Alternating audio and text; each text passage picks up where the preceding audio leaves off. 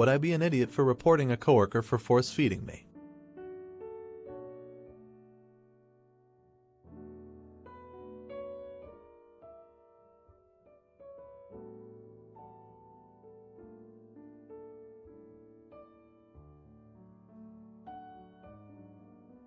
I, male 24, am a small man, 5'4" and 103 pounds as of my last physical. I am well aware I'm at an unhealthy weight. My entire life I've been small mostly due to illnesses and myriad allergies, and it's admittedly a sore spot.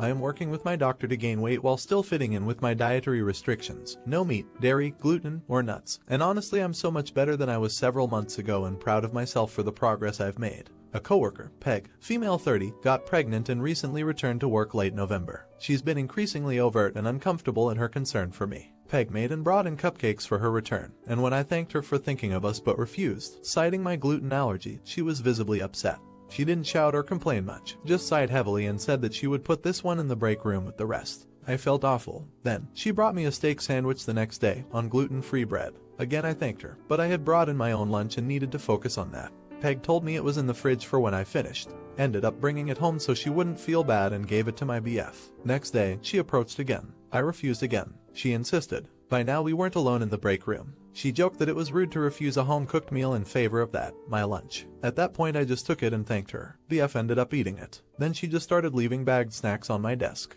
She would approach with a snack or a portion of whatever she made for dinner the night before, and not leave me be until I had taken it.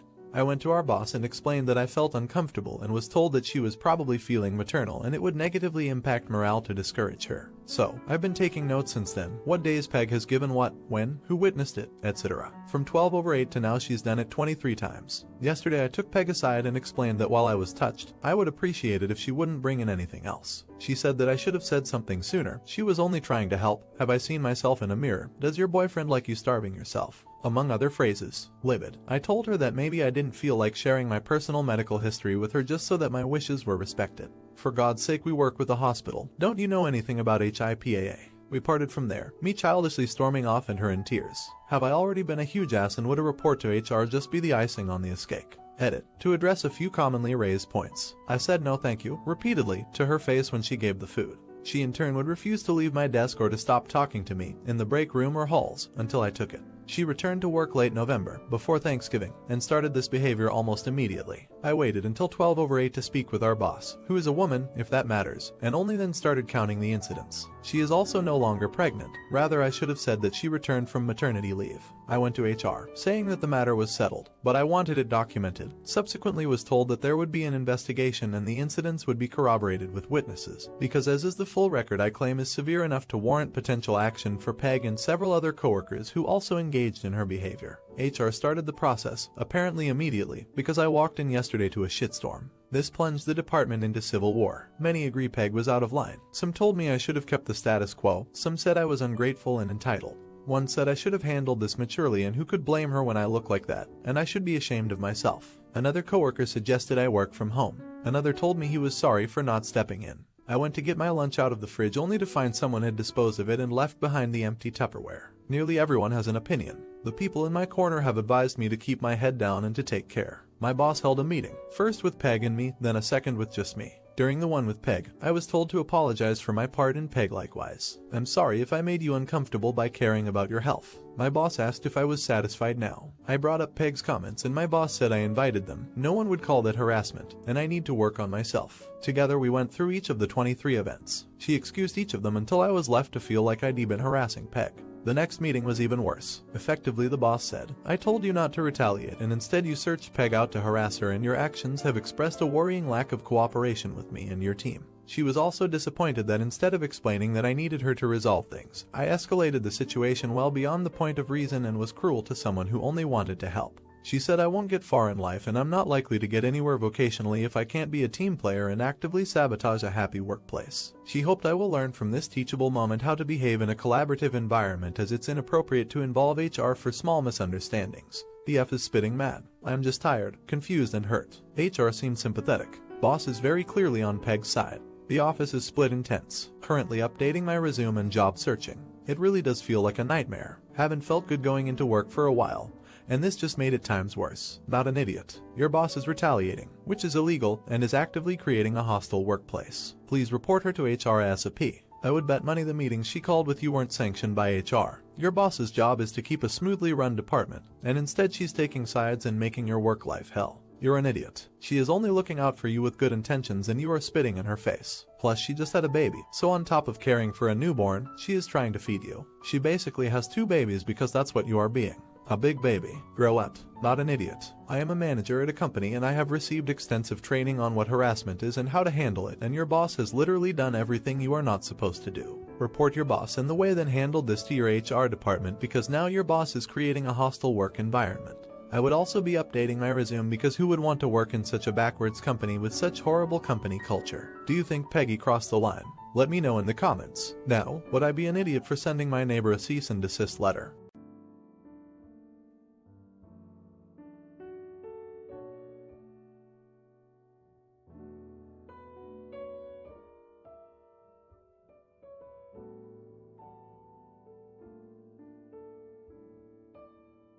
Last fall we moved into a new house and less than 2 weeks later, had a baby. We were pretty focused on the whole parenting thing and failed to notice how often the neighbor on one side was using our property for several things without any kind of permission or discussion. It started with his kids spending their days in our driveway drawing with sidewalk chalk. We had to ask them to stop because we seriously feared running them over when backing out of the garage, as they have absolutely no supervision or regard for cars. They stopped drawing and started using our garage door as a bumper stop while riding their scooters and bikes. They physically bashed into the garage door and dented it. I asked them to stop. After a dozen or so instances, they finally stopped. In the spring, we noticed that the dad was parking his trailer on our side of the property between our 2 driveways. The property line is very clear with fences and different types of landscaping.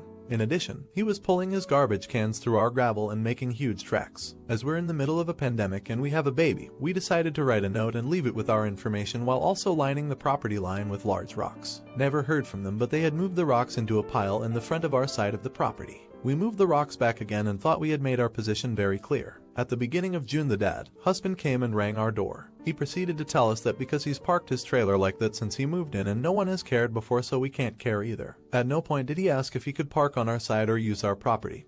He said it's never been a problem and I should be able to do it. We politely said we did not give him permission to do so and explained that we intended to landscape the area, and his trailer and use of our property would ruin the landscaping we had planned. The entire conversation was difficult because he spoke over me the entire time and talked to me like a child. At the end of the confrontation, he said we were rude neighbors and stormed off. Since then, he parks further over, moves our landscaping rocks constantly, and aggressively moves his garbage cans through the gravel, leaving marks like he was zigzagging back and forth. This weekend I started taking photos as proof of his parking and the way he's ruining our gravel with his garbage cans. He came out and glared at me. I, very nicely, again, asked him to stop. He replied, "Why?" And when I said because it's my property and we've asked him not to, he replied, "Whatever," and walked away. Now we come to today. I'm done. I am so frustrated that this guy feels like he is entitled to unquestioned use of property that is not his. Update: it's a very happy update. I drafted the letter with some legal assistance. Prior to sending it, I wanted to ensure I had proper cameras in the event he decided to make things worse. When I installed the camera, the neighbor must have realized why it was installed because they stopped doing all the annoying stuff. Then, about a month later, they listed their house for sale.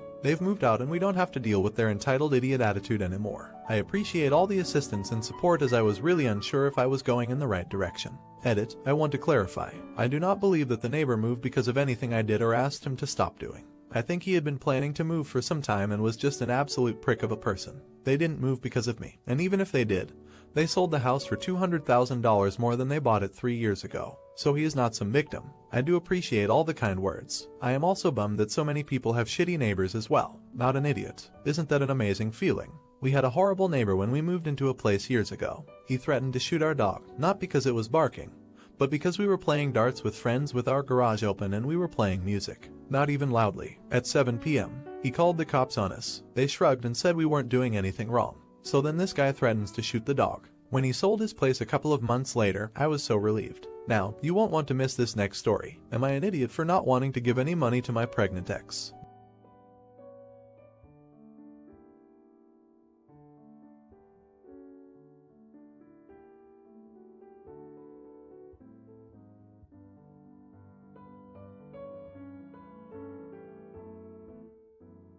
My ex, female 25, and I, male 27, We're together for about 6 months, but during that time we were free to see other people. Things weren't working out, so we broke up. Over a month after that, she finds out she's pregnant and tells me the baby is mine. But I already knew she was seeing other guys, so it was also possible the baby isn't.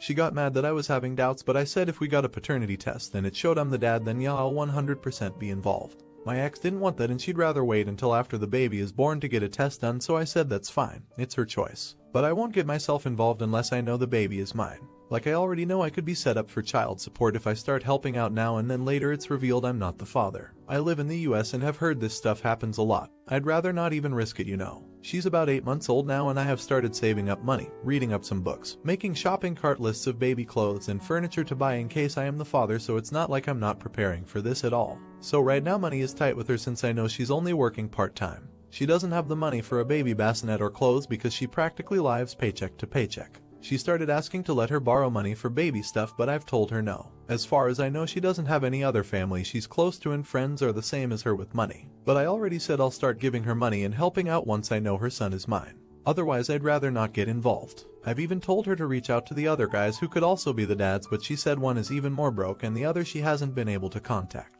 So for right now, it seems like I'm the only one actually able to offer financial support. We have a couple mutual friends and I'm getting poop from them because they know I have the money to help out. She could be the mom of my kids, so the least I could do is provide. They say they would if they had the money. Since I do have the means and this baby could be mine, I should already be helping. They have a point. The baby could be mine and I'll be happy to help out ...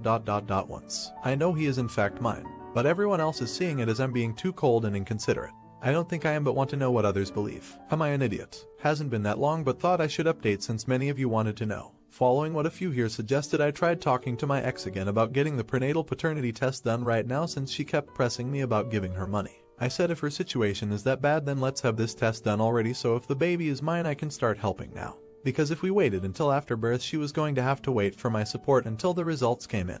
Plus, if she still refused the paternity test, then it would be more waiting around to get a court-ordered test. Meaning no help from me at all for a while, even after the baby is already here. So yes, she agreed to it in the end. He's not mine. I just got the results the day before yesterday. My ex didn't really have much to say. She only texted fine, then I won't bother you anymore. I told her I was sorry and wished her luck. Also told her about what you guys commented about Facebook posts selling or giving away used baby stuff, plus the WIC program that could help her out since she's low income. But she didn't respond after that and haven't heard from her since, so I don't know if she'll look into those. Not gonna lie, I'm a little disappointed. I know I was having my doubts about this baby being mine and was keeping my distance. But like I said, I was mentally and physically preparing in case he was, so that I could be there as a father. Still feel that loss, but at least now I know for sure. I appreciate everyone who commented and thanks for the info and advice. Not an idiot. My cousin just found out the baby he thought was his daughter isn't his. She lied and the baby is over a year old now.